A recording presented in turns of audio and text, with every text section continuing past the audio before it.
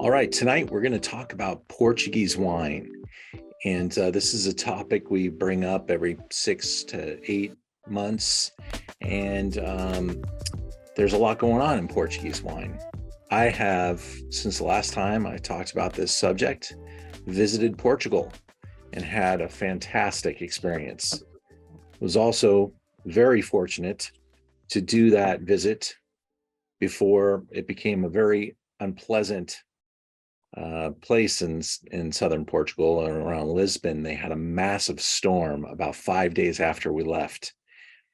And I can only imagine how terrible that experience would have been if I were leading a group in Portugal when that storm had come.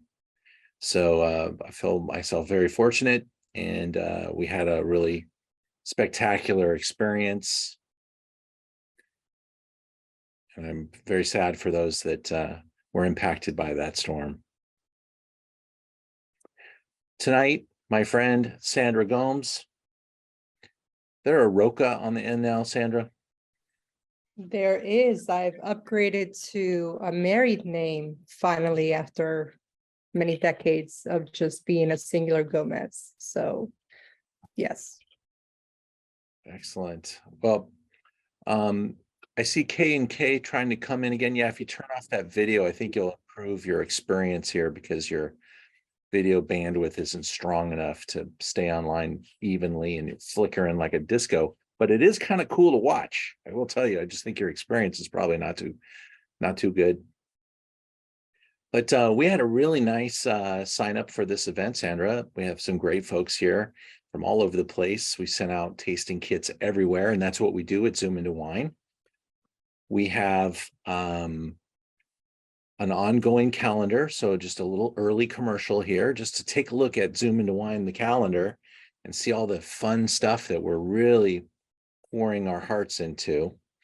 And I think you'll be pretty impressed with some of the upcoming efforts. Always doing something a little different, keeping it fun for us, but also really kind of pushing the boundaries a little bit. Check out those Zalto tastings that we're going to do. I will tell you, I'm kind of putting the audience on notice. I put together a pretty aggressive new finds in Napa tasting. The wines are flipping expensive, and I pushed that flight. It's our most expensive flight probably we've ever had, and it's not gone over all that well. So there is a chance we'll just cancel that week if I don't get the support that it requires, which is about 10 people. So I just want to put everyone on notice about that particular effort.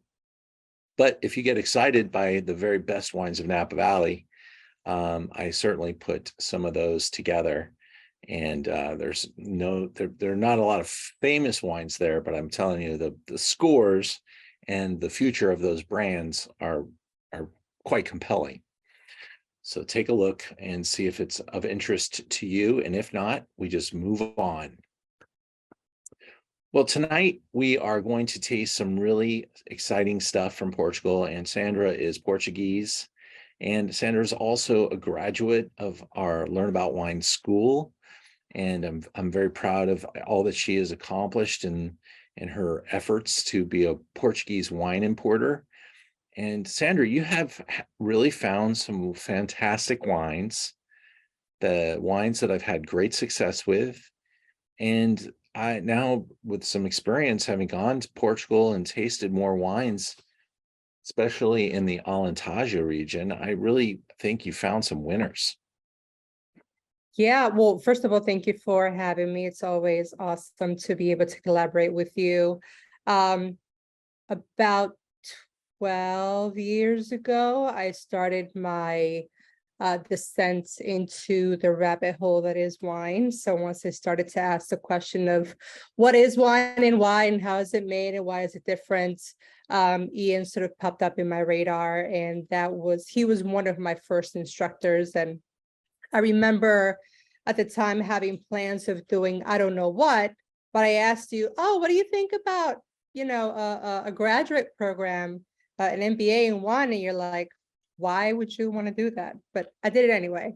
And shameless plug, Yes, the Napa wines are absolutely, they're stunning, but they're becoming out of reach for a lot of people, especially in this environment, and especially when you're talking about a new generation of wine consumer. So this is where Portuguese wine can come in, where you can have some areas in Portugal, like the Alentejo, that have profiles that are very similar to California reds and whites. And the ones that we're going to be talking here sort of tip a hat to that. So if you are a California wine lover, but you are looking for something that might be similar in palate and aroma, but at a greater value, this is a good area to go into. I actually just came back from Portugal. I was there last week. I was there for 10 days.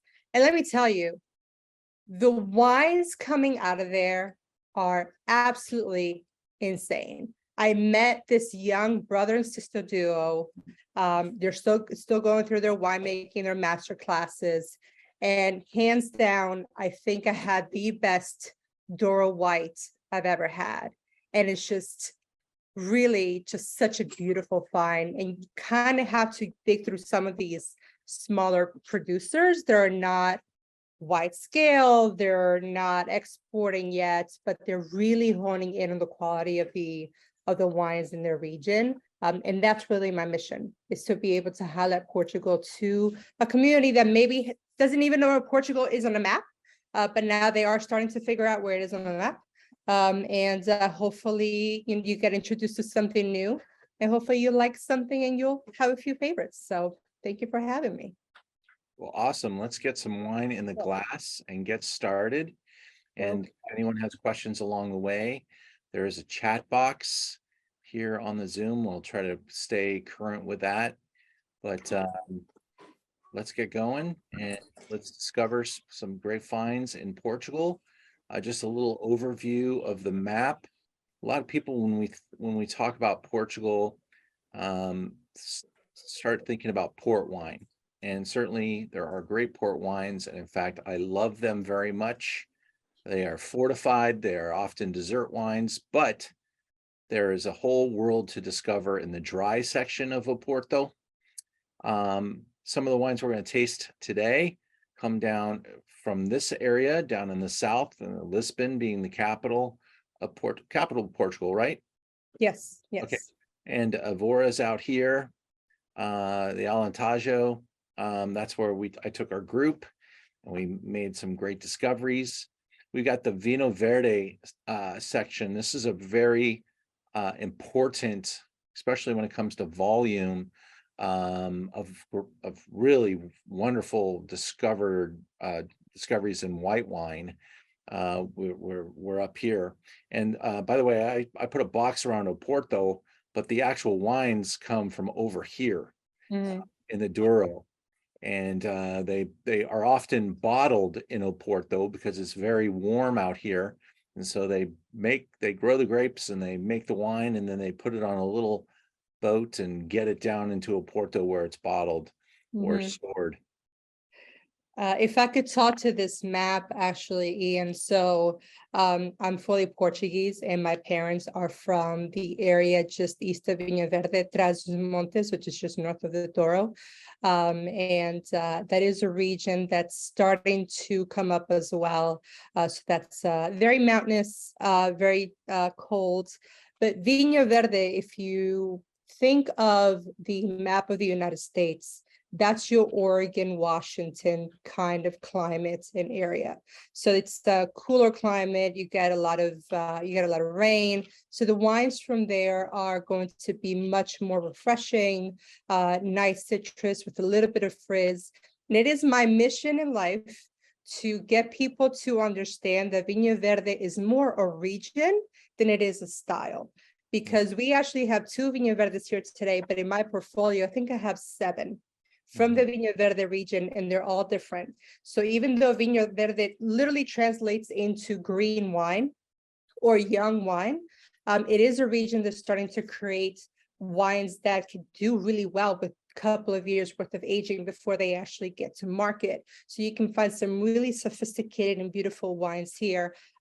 Besides the very fun and very fresh and very easy to drink Vinho Verdes that we know and love, and Vinho Verde also has red wine. They have rosé. So I want people to stop thinking about Vinho Verde being this sort of throwaway, cheap, low alcohol wine, and more about a region that can really create some elegant, beautiful wines. Down in the Alentejo, you're thinking more about California. That's your climate. It's sunny, hot, and warm. So you're going to get more complexity. You're going to get more fruits. So like I said, if you like a California palate, Alentejo is where you want to go. There are many other great areas inside of Portugal, but the areas that we just highlighted are really kind of what we're going to be talking about tonight. So I'll go ahead and progress the slide. Is that okay? Yep. Yes, please. All right. Well, I poured these kits after tasting these wines. I may just decide that I poured them in the wrong order, because if Sandra had her input and I didn't ask her until it was too late, she would have changed the order around a little bit in the beginning here. I actually started with probably the finer of the three white wines. But I chose to do that because it doesn't have the same residual sugars. It doesn't have it's a little bit prettier. And I thought that the Vinho Verdes were a little bit more assertive. And so I thought we'd start with the Antovash. Is I pronounce that correct? Antanvas, yes, that is the varietal, the main varietal, and the only varietal here in this wine. Yes. So this one is from the Alentejo. If you like a Chardonnay or Viognier, this is very much in that realm. This producer is a family producer. They've been around for 5 generations. They're actually a relatively large producer. They're very diversified in what they have. Wine being the primary, and then of course they have olive oil. They have almond trees. They produce enough olive oil where it gets sent off to Spain and to Italy, so it can get rebottled with other producers. But this is sort of my answer to a meteor, just like a really nice heavy white. There are 9 months worth of wood and batonnage in this wine. And it's just something that's just really pretty. I love to drink it on its own, but I definitely love to put it in front of people who love their Chardonnays, their oak Chardonnays or their Viogniers, because it does have that nose and that just beautiful floral aroma. I was pretty impressed with this wine, having said visited the Alentejo, and tasted a number of different Anton Vas wines. And say it one more time for me, Sandra. Antanvas. Antau Vas. Antanvas. Think of the words up and down. So the latter end of the down, if you put ant in front of it, Antanvas, that's how you pronounce it. Okay. Ian, can I ask a quick question? We have the smaller labeled bottles 1 through 6. Yep. So are we starting at number 1? Yes. Okay, perfect. Thank you. Number 1. Yeah, I've made the mistake of trying to course correct and change the order after the fact. Big mistake. It doesn't work out. It's fine. It doesn't take itself too seriously. You can literally have it frontwards and backwards. It's still going to be great, at least from my perspective. Yeah. So what do we think about this white? Any thoughts, any questions, any? Yeah. By the way, I didn't make this wine, so I'm not married to any of them. I import them, I represent them. But you know, I'm a Jersey girl, so I don't take offense to anything. So feel free to share. Tell us a little bit more, Sandra, about the producer, Paco Duconte. I know you said they make olive oil. How much wine do they make? They actually export a lot. They export to China.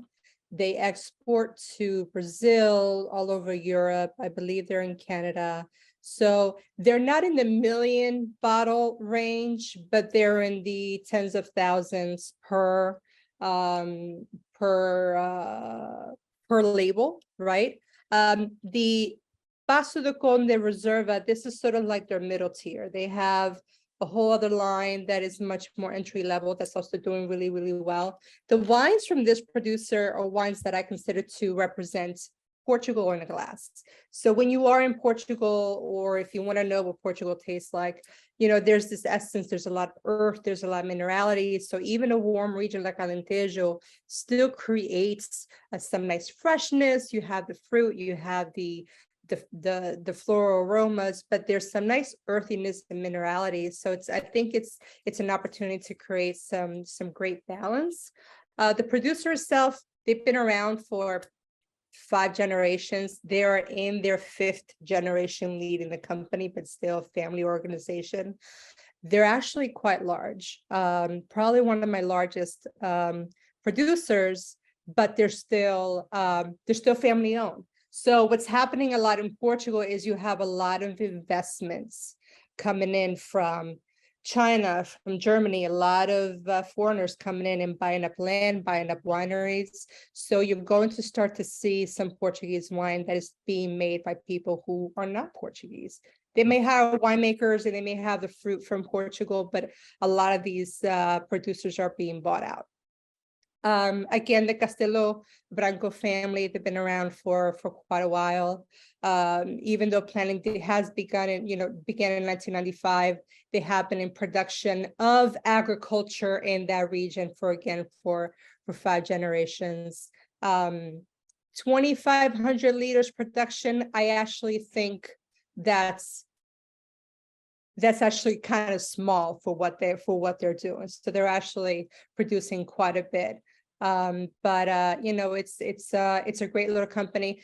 The 4 little monks. So Paso de Conde is Count. It's the path of the Count, and that area was known to have monks. And they just named it after the history of the region and the monks in the region as well.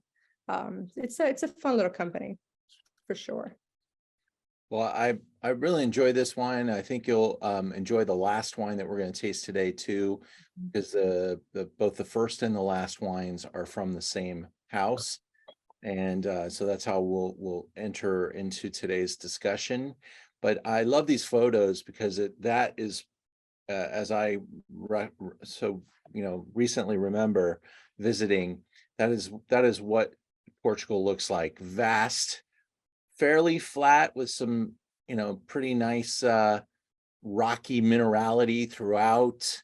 It is a country that appears to mass cultivate lots of different crops, and is an exporting country.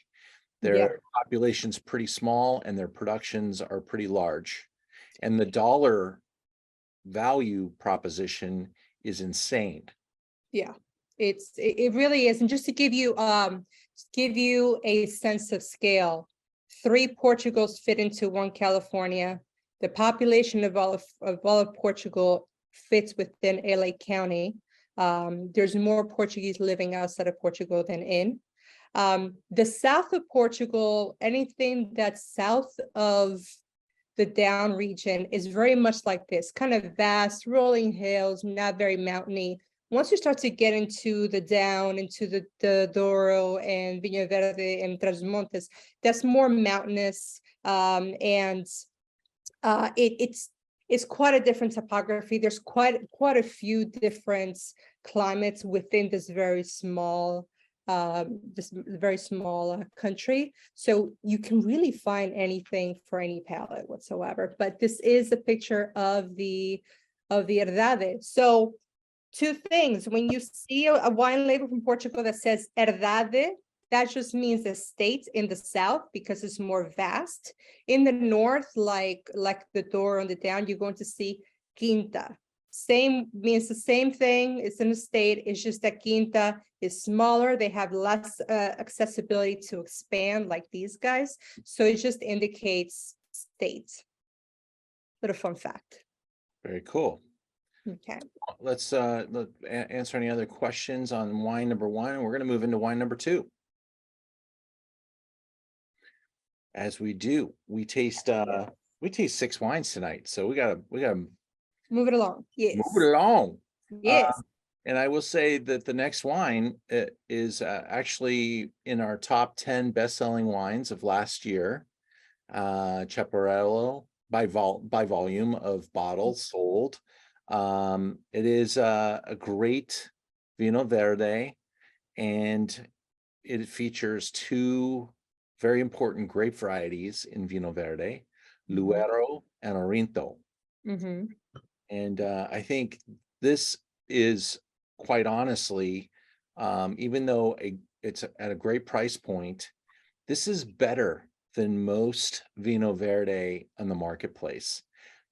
Most people think of Vino Verde, like Sandra was explaining earlier, as almost like soda pop, kind of spritzy, little light and thin, and just something kind of there that's fun and maybe even a little off dry.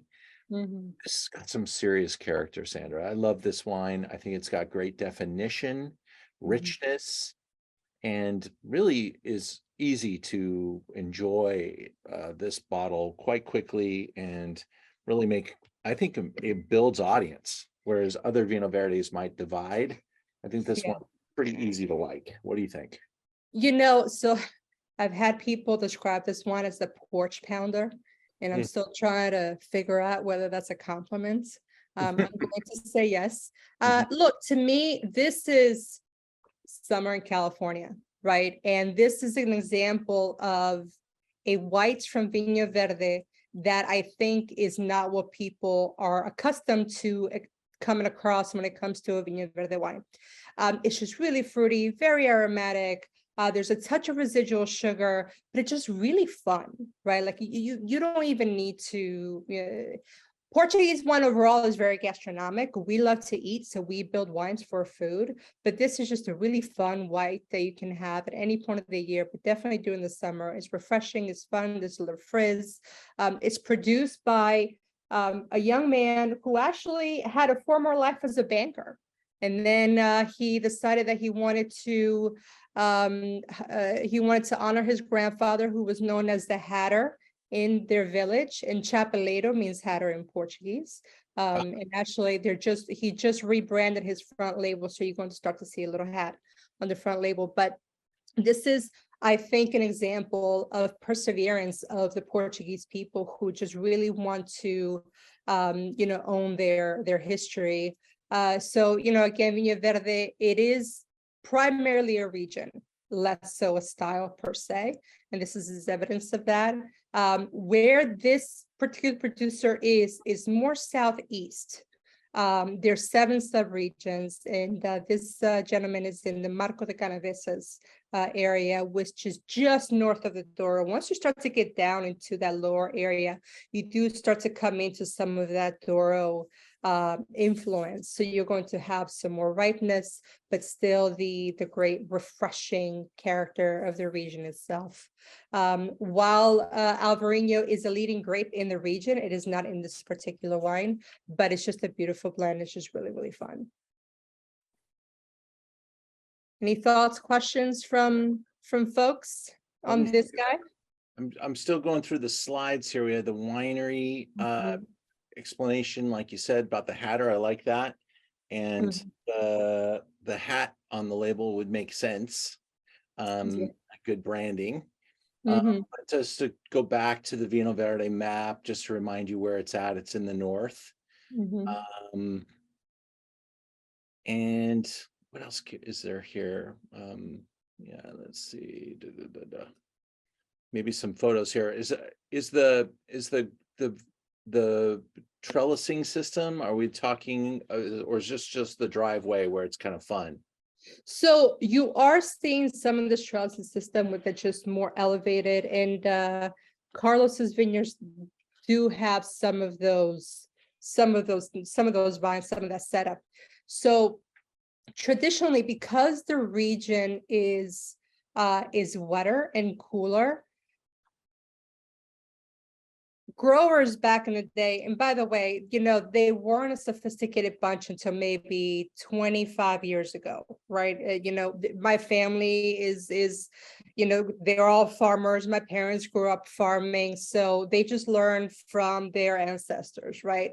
So what they figured out in this region is that you had to elevate the vines in this sort of like pergola system, because otherwise the fruit will be susceptible to rot and to disease, because it's so close to the ground, and because the region is not so warm, there isn't as much opportunity for air and heat to sort of circulate around the fruit and to get it dry enough and ripe enough. So traditionally that has been the system, but I will say maybe that's, I don't know, maybe 15 to 20% of the planted vines in Viña Verde. You do see your traditional trellising system for sure.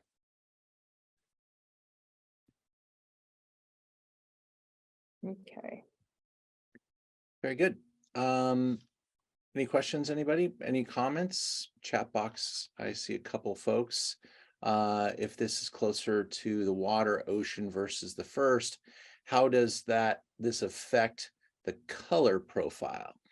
And I don't know Sorry, that we meant flavor. Flavor. That's a typo on my part. Flavor. no problem, no problem. So Sandra, the first wine being definitely a little more inland in the Alentejo, oceanic influence, cooler, windier, more It's more continental. You don't have in the first one, you don't have as much of that oceanic influence. I mean, at that point where the wine number one is from, it's closer to Spain than it is closer to the ocean. So you're going to have that heat. And again, Alentejo is a relatively warm area. The second one, they are closer to the ocean, but not much. The influence of the ocean is not as big as, for example, other Viña Verdes are further north or further west. The flavor profile for the second, that's more the varietals that tend to be just so fruity, just so aromatic. And there are other varietals that are not as, they don't carry as many sugars. They don't ripen as well as these two. And they were specifically picked to create this really aromatic and almost off dry wine. It's still dry wine, but it's just a lot of fruit that you're sensing. So not a whole lot of oceanic influence in either of these two so far. Okay, cool. And so by what you were saying, you're saying that they're probably not that close to the ocean, maybe a little bit to the right or left of this line? So, so this particular producer is where the R in Verde and D meet. If you were to do right around there. Yeah, so that's like saying Riverside is pretty close to the ocean. Correct. So it's probably pretty far in, but yeah, it's relatively far in. But Alentejo is warmer and has this, it's definitely not an oceanic area at all. No.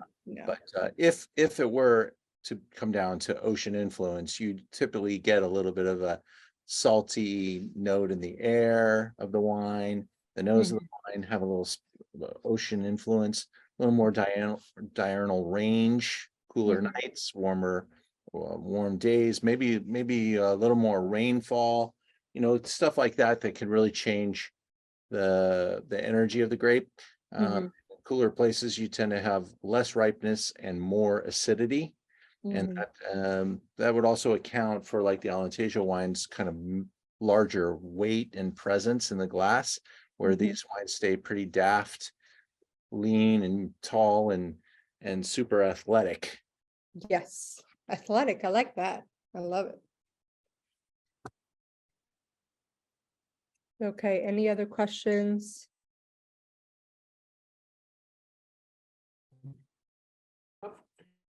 Sorry to bother you. I put this in chat, but just are there rules in Portugal like there are in France or elsewhere about what can be planted where?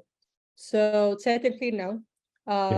So in Portugal, like a lot of places in your traditional wine growing regions, you have the same varietal with different names, right?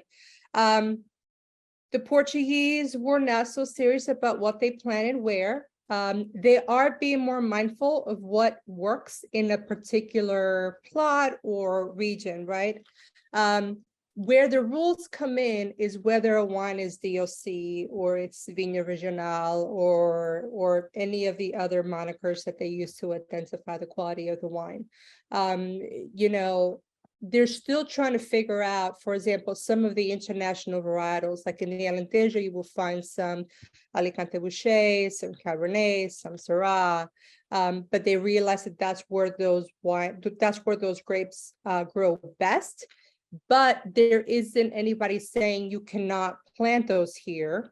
It's just that you can't call a wine a DOC if you have varietals within that wine that aren't traditionally found in that particular region. Got it. Thank you. Thank you.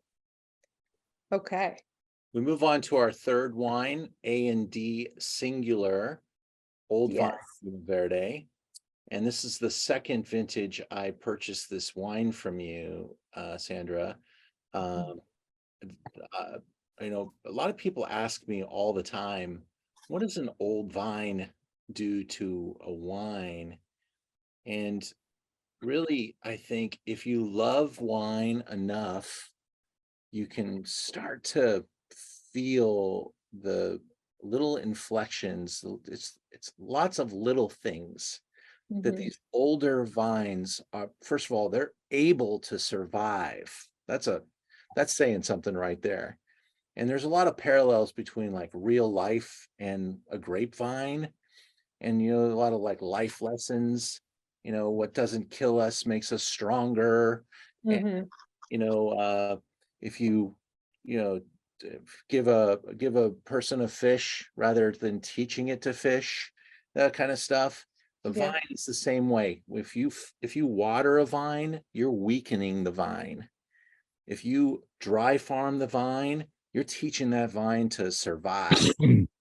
And an old vine wine, these are 60 to 100 years old.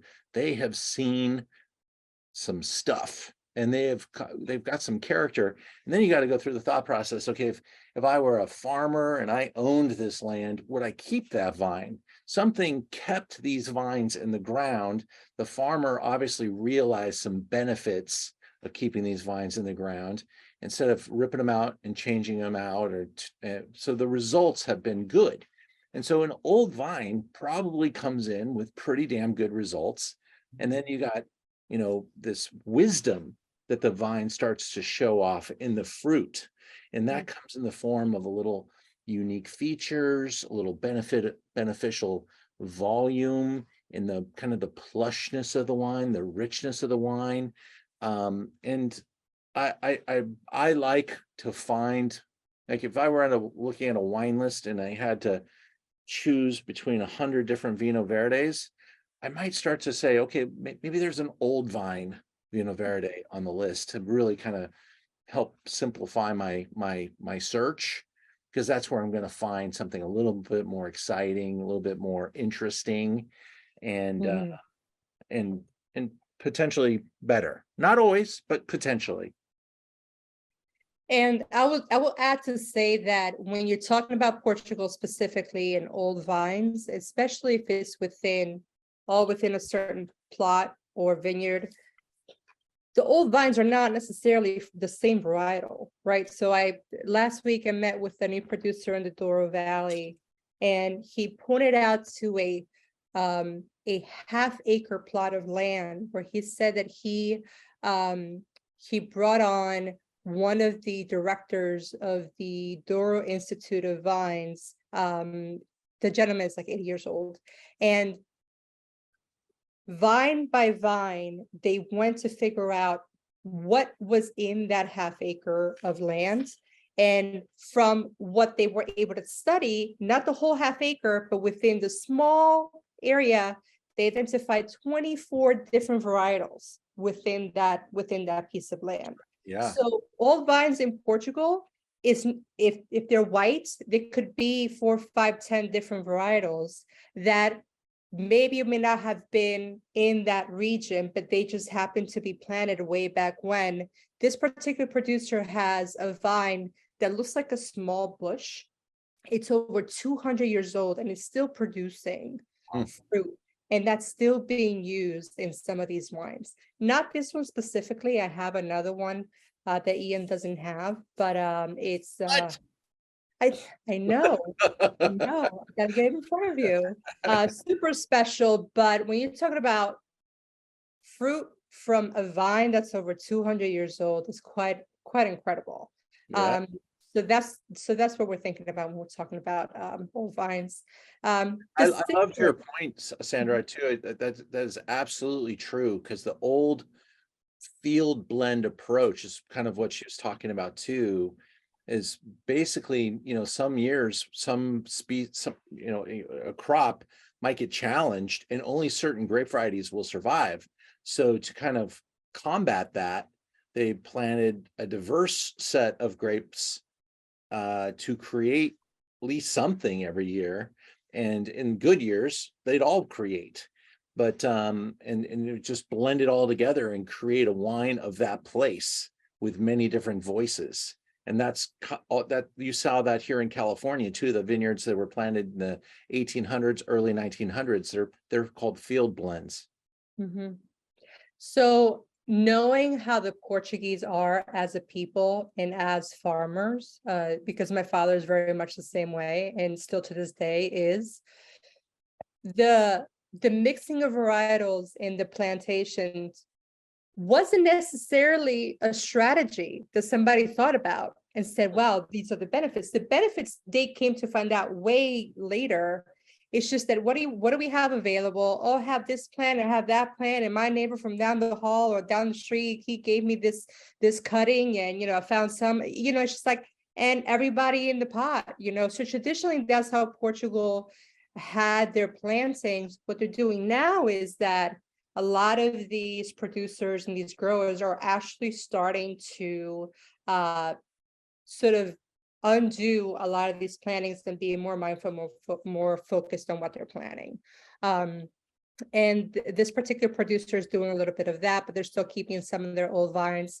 So the name Singular, it's specifically about the harvest. So the winemaker wants to highlight the singularity of that harvest. So from year to year, the blend is going to be different. So it's not a singular grape, it's not a singular plot, it's just a singular harvest, and that's what they're showcasing in every bottle. A&D Wines is the largest certified organic producer in the Vinho Verde region. They're in the southeast of Vinho Verde, and they're actually in a transitional place between the Douro Valley and Vinho Verde. So if you ever get a chance to go, Ian and everyone, you're standing in their vineyard and you're looking ahead to the Douro River, and the Douro vineyards across the way, but their own vineyards are actually centered in Vinho Verde. So it's very much a transitional producer. And this is, again, another example of a white from the Vinho Verde region that is just really different, right? It's just more sophisticated, more elevated. I think this is a very elegant white, and it's actually one of the darlings in our portfolio.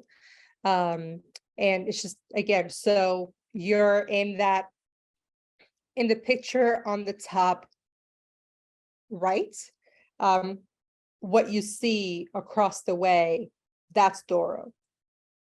What is closer to you, that's Vinho Verde. But there's still very much Vinho Verde. Beautiful.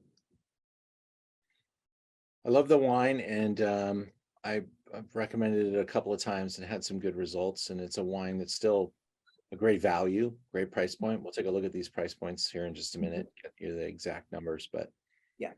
Well, maybe we should do that now since we're kind of in a transition going from white to Mhm. red. Let me pull that up.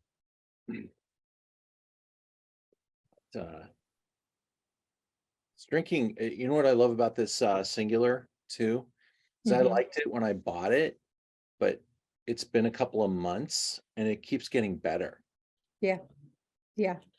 And that's what I'm finding with a lot of my Viña Verdes. So when they get here, I almost don't want to touch them for a couple of months because Mhm. maybe they were just bottled. But after some time, they just continue to evolve. And again, this is a 2019. A Viña Verde traditionally you drink within the first year. So it's a wine that can hold a couple of years in the bottle. So in Portugal, here's the Chaparralo, $14.95. The singular, $18.95. The Paco de Conde, the white, $26.95. Now we're going to taste some of the reds. Mm-hmm. Our first red at $13.95 is a screaming deal. And then our second red, I think it's kind of like its big brother, if I'm not mistaken, but $18.90 or $17.95. And then we finish with the Paco de Conde, $26.95. So none of these wines are, you know, quote unquote expensive. I guess they're expensive when you don't like them, but they're very amazing values, Mm-hmm. and I think you'll agree once you taste these. So let's get into the first red, wine number 4. This is the Duquesa Maria. Yes. So I love the name because it gives you like a sense of royalty, but it's the poor royalty because it doesn't cost you $100. It's just a really fun red, So the leading varietal is Aragonés, which is the South Portugal name for Tempranillo. So if you like Tempranillos, this is a wine that hopefully you'll like. This is a wine that, people who like Grenaches, who like Merlots, I put this in front of them and, they get it. I love the soft edges. I love the smooth, like mouthfeel. And again, this is in the Alentejo region, so it's going to have just a little more fruit. It's going to have a little more body, and it's just a warmer red in that part of the country. The producer is 2 families that came together, the Santos and the Seixo family. And they started out buying fruit, fermenting, and then labeling, but they actually have acquired land in the last couple of years. So they're growing and they're growing really, really quickly. But this is a producer that has always done really, really well with us because they consistently create products that are still unique to Portugal, but with a palate that the American market can understand. And for me, Alentejo is sort of the bridge between Portugal that people think is in South America and California. So people get it. It's a palate that they understand. And this is just a really nice, soft, easy to drink red. Any thoughts, questions?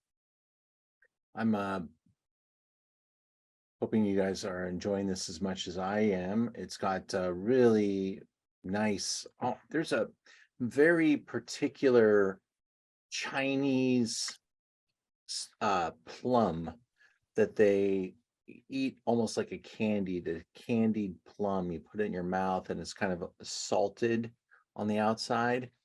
This wine takes me there. It's got the same kind of plummy, salted plum, lots of wonderful spice and herb kind of characters, maybe some olive.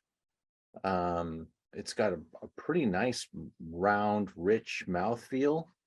And I think it's really kind of pleasant and fun. And I wouldn't say it tastes like a $30 bottle of wine, but it's damn good for $14. It's great. $14. Yeah. I like to say that there's a sensuality with this wine that really resonates with me. I feel it's very feminine, but doesn't turn men off. Emily asked a question about the Tempranillo. So Aragonés, which is the leading varietal here, is the South Portugal name for Tempranillo.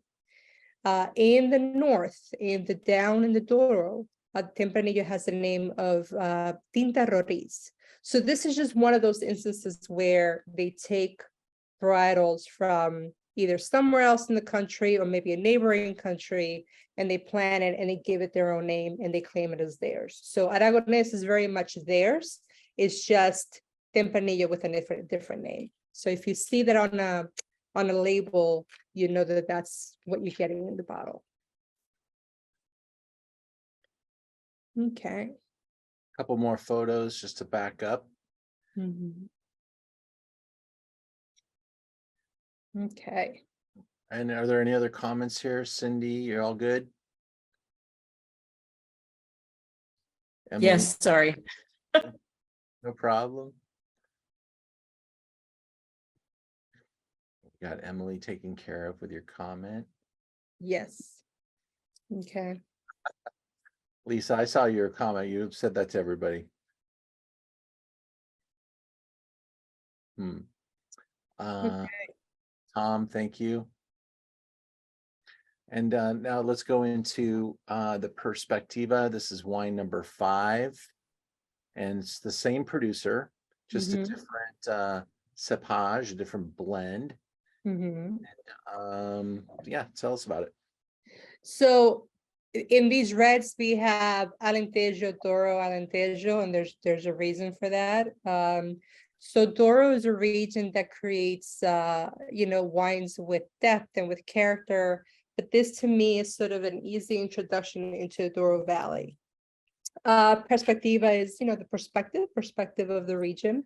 The varietals are leading is Touriga Nacional, which is their version of a Cabernet Sauvignon. Touriga Franca, which I would say is maybe their version of a Cab Franc. And then Tinta Roriz, which again is Tempranillo in the north of Portugal. So these are sort of like your main 3. And these 3 are the red wines, the red varietals that you're going to find in port, right? So this is an example of port varietals that have been produced in a way that create this beautiful still red wine. Touriga Nacional was just approved, maybe in the last 2 years, approved to be part of the Bordeaux blend in France.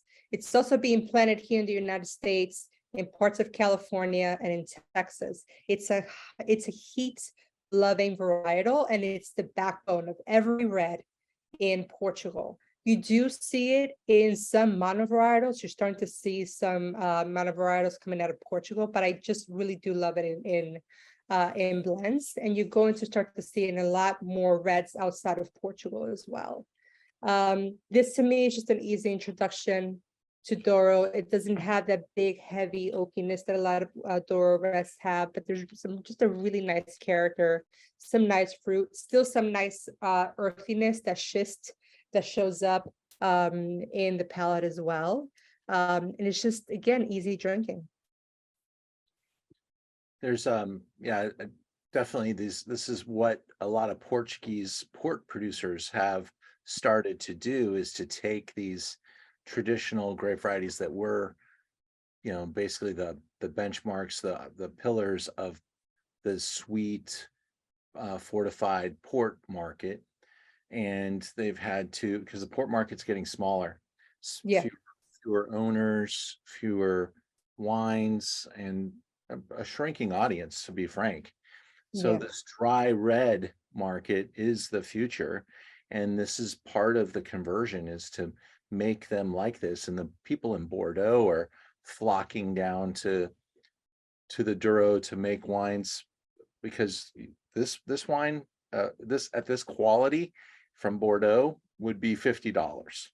Mhm. And I think this is a pretty admirable step up. I like the other very much, but I think this is much classier, much more refined, and Mhm. has a nice step in the quality direction. Yeah, and This feels very young to me. Is that a fair comment?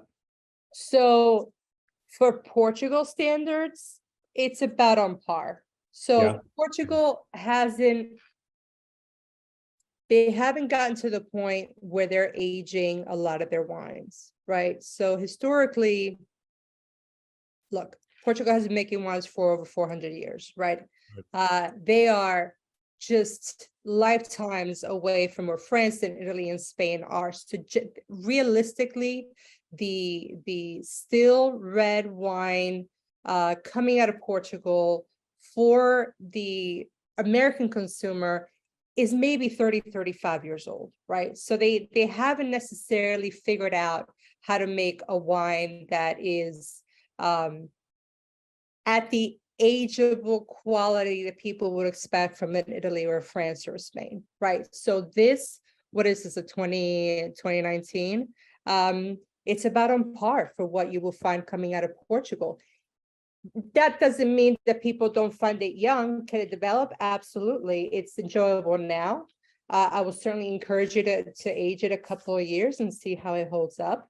But look, again, the Portuguese, we love to eat and we love to drink. We don't necessarily hold on to stuff very, very long unless it's like a port or a Madeira.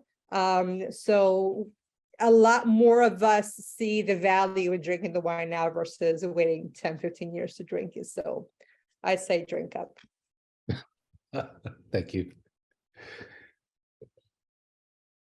Okay. Moving to wine number 6. Okay. So we're going back to the Alentejo. And it's a bit of a whiplash, but this wine is just a much bigger wine. It's just has some really deeper characteristics, and it is the red sibling to the first white. It's been getting some really incredible reviews. I like to put it last because it spends a significant longer period of time, well, not significant, but 14 months in oak versus the previous 2 that spent maybe 12 months in oak. Syrah, Alicante Bouschet, and Touriga Nacional. So Syrah is not a varietal that the Portuguese are claiming. They claim everything. They're not claiming this.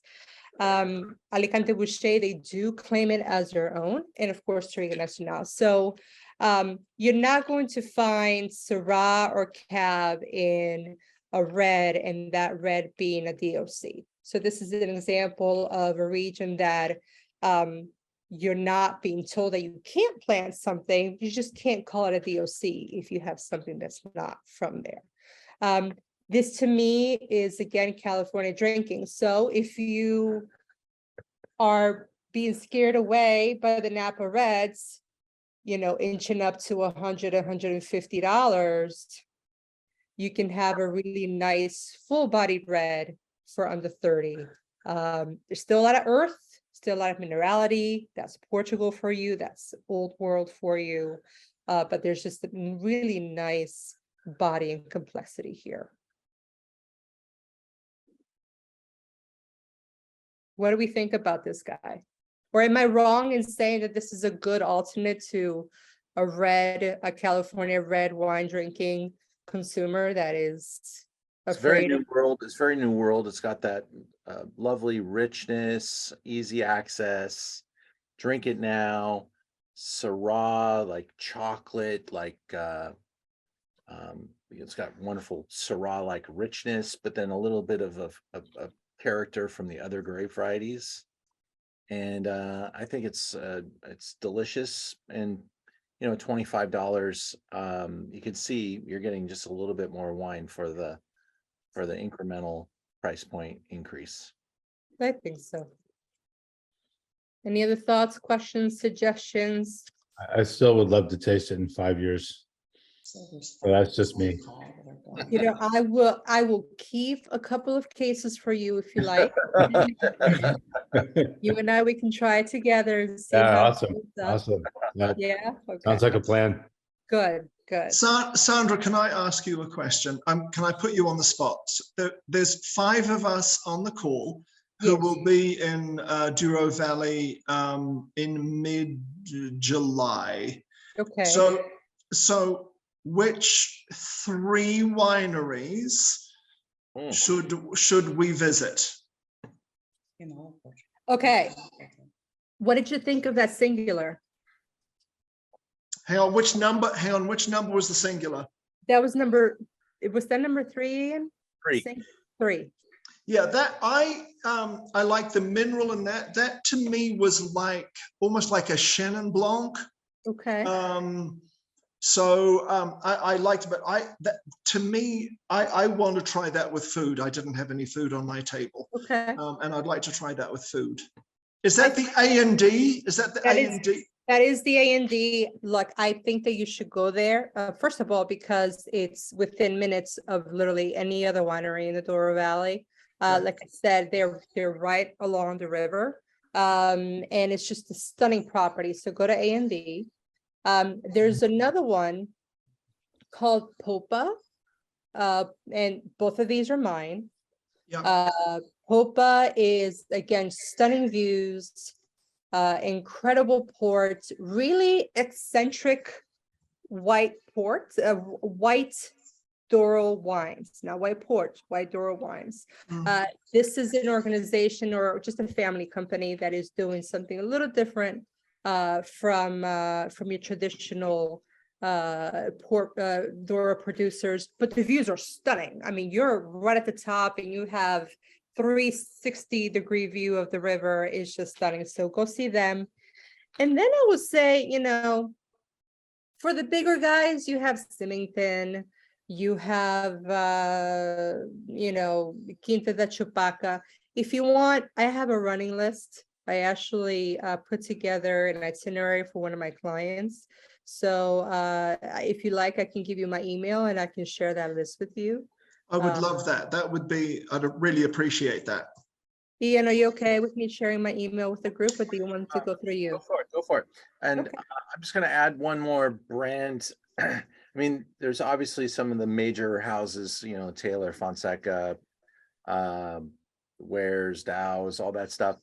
But a little smaller producer of very high quality that I like to send people to is Kopke.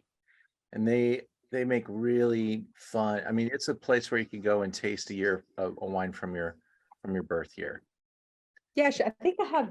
How do I spell that, Ian? Kopke.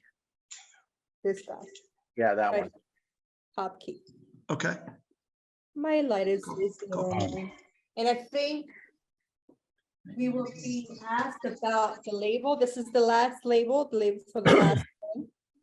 This is the Alentejo. And then Oh, okay. it's Good. a little dirty, but this is the Perspectiva. This is the Douro, the one right before. You- Let me blow you up there. Let's do that one more time. Yeah, would you? Do that. This is Paso do Conde. This is the last red. Number 6. That's number 6. And the white looked just like it. Yes, and this is number 5. It has some fun, so ignore the tears. So this is the Douro. And the port that the house that Ian was talking about was Cup. Oh, yeah, I know Kopke, you know. Yeah, Well, Kopke's this is great. that. Yes. So, hi, it's Herb, and I actually have a place in Portugal right now. So I'm gonna go in May. And my favorite wines tonight were 2 and 5. And I have a place in Ericeira.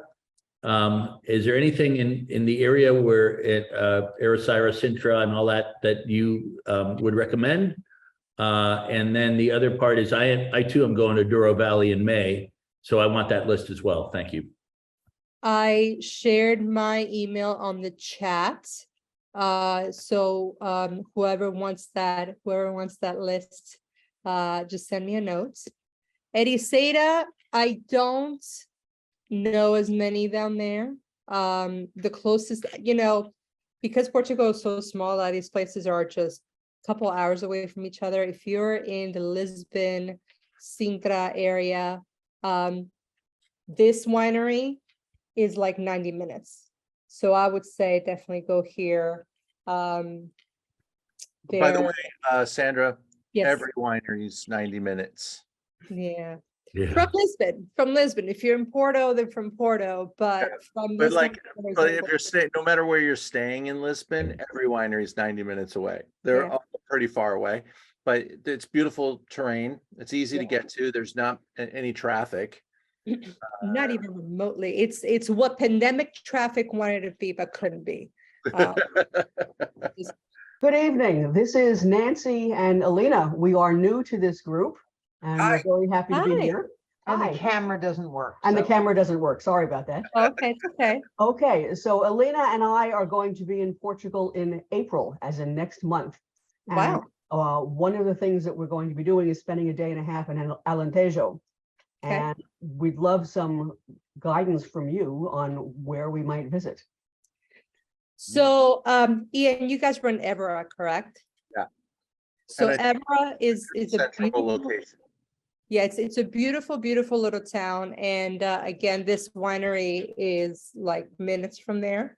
Evora has, if you're into the eccentric, they have this bone museum. It's like a little house and it's like built with like old bones of soldiers that were taken. Oh, I've been Sure. there. Yeah, it's not as creepy as people would think, but that little town is just stunning. There's a couple of other wineries. I mean, Herdade do Rocinho is probably one of the bigger ones. I mean, they're everywhere. I haven't been there, but like I said, shoot me a note. I have a running list and I can share those with you. And Okay. I know that Ian, having been there, that was his trip when he went. He probably has more details that he can share for sure. That would be splendid. We really appreciate it. My favorite wine was the last one. Oh, Yeah, good, I'd like- Les Red. Good. Yes, I like 2 and 6. Yeah. Excellent. thank you. Thanks. Fantastic. I think the Alentejo will be a nice, pleasant surprise. I actually have some strong suggestions, so send me an email. We toured around and saw some great places. Sandra doesn't represent Mushao, but I if you don't. if you get to go to Mushao, you should. Yeah. Mushao is just an amazing place with amazing ownership, and the wines are flipping amazing. Ian, So- do we have the ability to email with you? Sure, Ian@learnaboutwine.com. That's pretty complicated. Got it. Thank you. And I want to just kind of go back in and first, thank you very much, Sandra. That was great. And it's always great to taste the wines with you.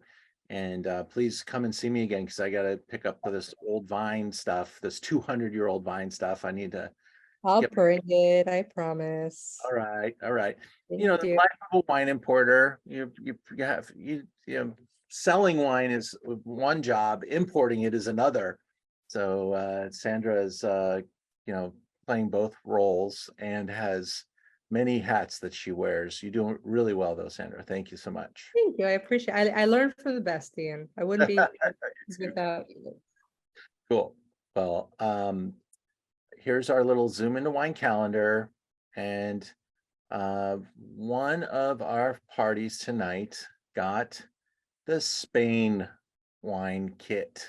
So I want to acknowledge we do make mistakes, and I've they ordered bottles too, so they're drinking all Spanish bottles tonight. Apologize for that. I'm not sure how that happened, but Spain is coming. And we have Italy in between. So we go Portugal, Italy, Spain, pretty robust. Then there's that Napa tasting, just so you can see what we got on it. Yes, the wines are flipping expensive. Plenty, Fleet Melka, Hoops, 96 points, Arkenstone, Realm, and Van Gogh. These are legendary wines that maybe you haven't heard of. They're not Opus One type of wines. They're not that kind of famous, but they're way that type of good. In fact, I will put the Plinth as my favorite white wine of the moment. It is spectacular. So that's kind of what I sell at my Merchant of Wine website. Not everything is expensive, but I like to find the small guys that have a great story, that aren't everywhere, that I can get a little supply. Quite honestly, I get 3 bottles of Realm a year. So I know we're not going to sell 50 tickets to this tasting, but I want to try that wine myself. I don't even get to try some of these things because you only get 3 bottles. So that's part of the program there, is to do that. We at our website, we started selling Zalto glasses. These are hand blown crystal glasses. And so you could do a Zalto experience with us, and we'll actually ship a single glass. The glass itself is $90. The flight kit is $45. So if you want both, make sure you buy both. A lot of people aren't figuring that out yet. We don't know how to make it more clear, but we're trying.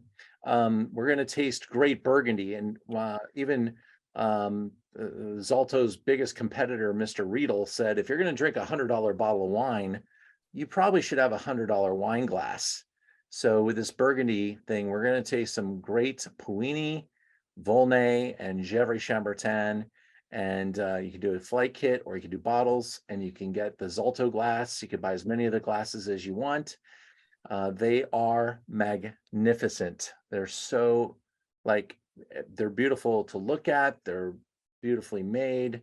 It's artwork, and it is like drinking wine with a magnifying glass. It is truly the right glass for a great bottle of Burgundy. And so we'll continue that idea with the following week and with Bordeaux. And our Bordeaux list is also equally fantastic. Really, elite wines with great stories from back vintages, 2012, 2016, 15, 16. Probably not old enough for Tom. I'm an old guy, and what can I tell you? I'm just an old guy. The Lagarde is a 2012. That's getting close. That's got that magic 10 years on the bottle. But this Bordeaux glass, again, it just elevates Bordeaux. Really a fun flight. If you live in Los Angeles, I have just a really fun. Oh, and I just want to throw one more plug. We are working hand in hand with Rioja in the month of April to promote Rioja. And so we're going to have one hell of a Rioja night with 6 Rioja producers on the Zoom, with the president of Rioja leading the Zoom. So I'm pretty excited about this, and there'll be more about it coming out. We're putting the flights and the appointments together, but we're going to be hanging out with the likes of Muga and Lopez de Heredia and really famous brands like that, Marquez de Murrieta, and the wines are not going to suck at all. They're going to be really, really special. And I promise, if you order a bottle kit, we'll send you the right one. The calendar of activities on my Learn About Wine website. So basically we've broken off all of our Zooms, our Zoom into Wine through the Merchant, and all of our live events are Learn About Wine. And we have a dinner tomorrow. If anybody wants to come out for an Italian dinner, got a couple spots left. We're going small. It's not supposed to be a huge event, but really a cool wine lineup. Next Friday, I've got an incredible experience and opportunity for anybody that wants to really have a beautiful evening of food and wine. This is Chef Christopher Emmy. He is from the famous French restaurant called L'Orangerie, and he opened a restaurant called Ortolan, and we are drinking the best of the business. We're drinking 61 Talbot. Wow. We've got Chateau du Cru Bucaillou. We've got 66, by the way, and it's kind of a versus tasting. So it's 61 versus 16 and 66 versus 16. And then we'll have Chateau Ozone. These are $1,000 bottles, 98 versus 16. Chateau Petrus, 1975 versus 2016. And then Chateau Mouton Rothschild, 05 out of Magnum versus the 2016. Pretty spectacular lineup. The food is exquisite. He does all the food himself for 14 guests maximum. We're in a private home with a open kitchen. He'll be right there cooking the food for us, plating. Exquisite evening, and really a lot of fun. So it's a special night. It's a big throw, but life is short. Thank you guys for joining us. I hope you had a good time. I hope to see you all very soon. I am going to Sicily at the end of April, and I love Sicily. have 4 spots that came open. Ooh. Just Here. go.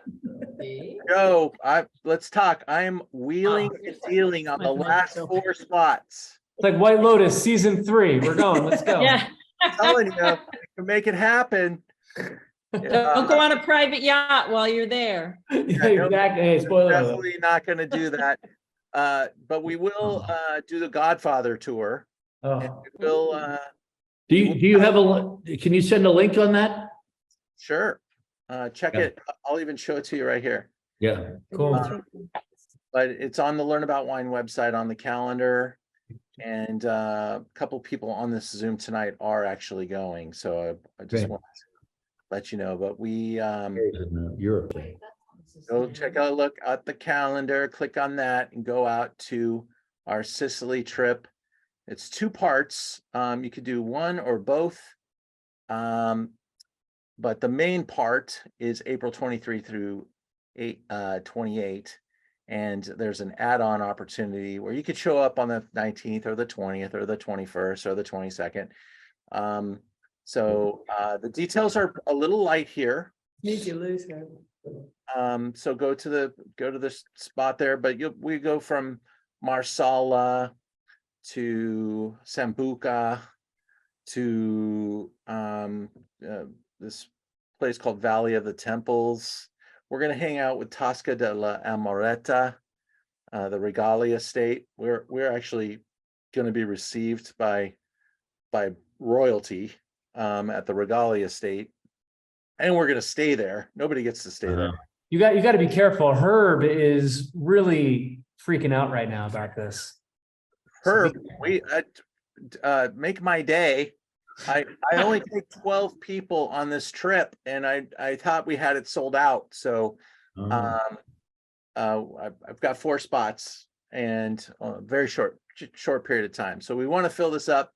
If anybody has any questions, check it out, please, and then I'll send you more detailed information. We just don't put all. Can you scroll back Ian, up? would you mind scrolling back up? There we go. Scrolling there for 1 sec. We'll take a photo. Okay, go ahead. Right Thank on you. Learn About Wine and hit the calendar, and then you'll see April 23rd, and that's where it's at on the calendar. Thank you. My pleasure. All right. For those of you that are still left, thanks very much. And I hope that you all had a great night. And thank you, Sandra, for all of your time. It's always great to see you. Yeah, it was really great. Thank you. Thank you. It was fabulous. Thank you so much. Thank you so much for having me. I really appreciate it. And I love that you guys are enjoying these wines. So we should do more of this more often. And Setsuko, it was nice to meet you in Japan. Wow. I was able to go to Tokyo and hang out with Setsuko at a wine tasting. You never sent me the photo though, Setsuko. I want to see that photo. And if you haven't been to Japan, what a place to go, man. Food is amazing. Yeah. People are special, dollar strong. Their economy is coming out of extended pandemic. They stayed closed until January 1st. Airfare is cheap. Oh, wow. I can get to Japan cheaper than I can go see my mom in North Carolina. And it's probably about the same number of hours in the air. So it's actually 11 hours to Tokyo, but it's pretty easy to do. I'm going back. That's all I can say. Amazing. Well, this has been incredible. Thank you so much, everyone. You guys And, sign off. I'm gonna stick around and talk to my friends that I sent the Spanish wine kit to, because I feel like I'm gonna be doing a Spanish Zoom now. Oh, wow. You know Thanks, what? everyone. The value in. Bye-bye. Thanks, Thank guys. you. Obrigado, obrigado. Obrigado. Obrigado, boa noite. Obrigada. Ciao. Ciao. Ciao. That was great. That was fun. Big fun.